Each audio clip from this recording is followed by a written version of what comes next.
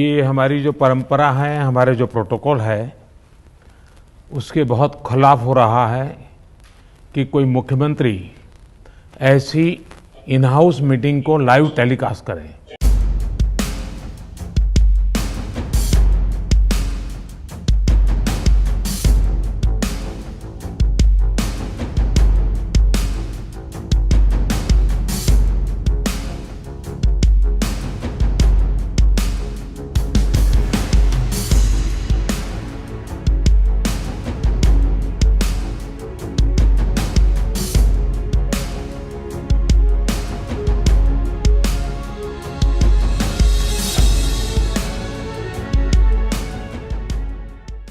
मेरा विश्वास है देश में अगर कोरोना के खिलाफ एक नेशनल प्लान होगा तो हम सभी राज्य सरकारें और केंद्र सरकार मिलके इस दिशा में काम करेंगे। सर, कोरोना की वजह से दिवंगत आत्माओं को शांति मिले। हाँ जी सर।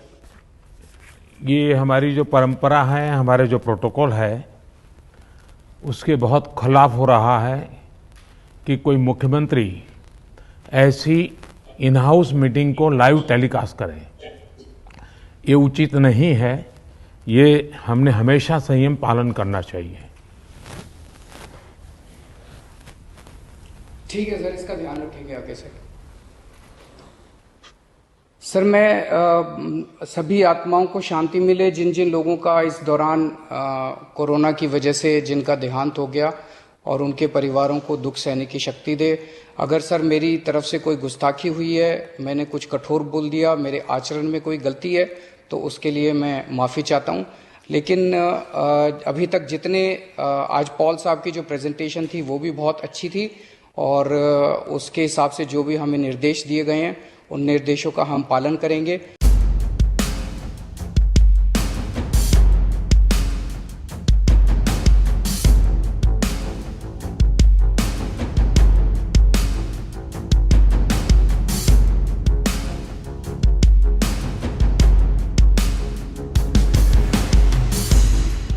इस वक्त दिल्ली के अंदर बहुत बड़ा ऑक्सीजन का क्राइसिस चल रहा है जिसमें आपकी मदद चाहिए।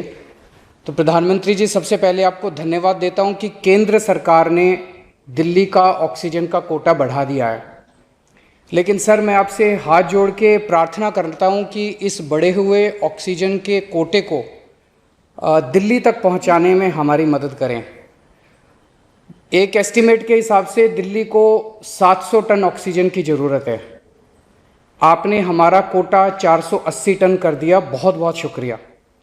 लेकिन पिछले 24 घंटों में इस बढ़ाए हुए 480 टन में से भी केवल 350 टन ऑक्सीजन दिल्ली पहुंच पाई है।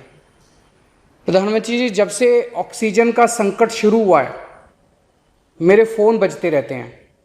कभी कोई अस्पताल कहता है कि 3 घंटे की ऑक्सीजन बची है, कभी कोई अस्पताल कहता है कि 2 घंटे की ऑक्सीजन बची है।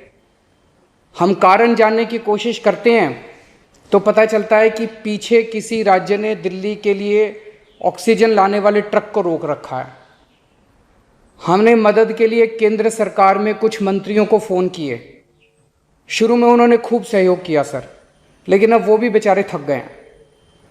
सर, देश के संसाधनों पे तो 130 करोड़ लोगों का अधिकार है ना।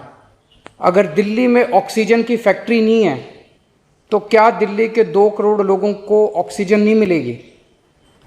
जिस राज्य में ऑक्सीजन की फैक्ट्री है, क्या वो दिल्ली की ऑक्सीजन रोक सकते हैं?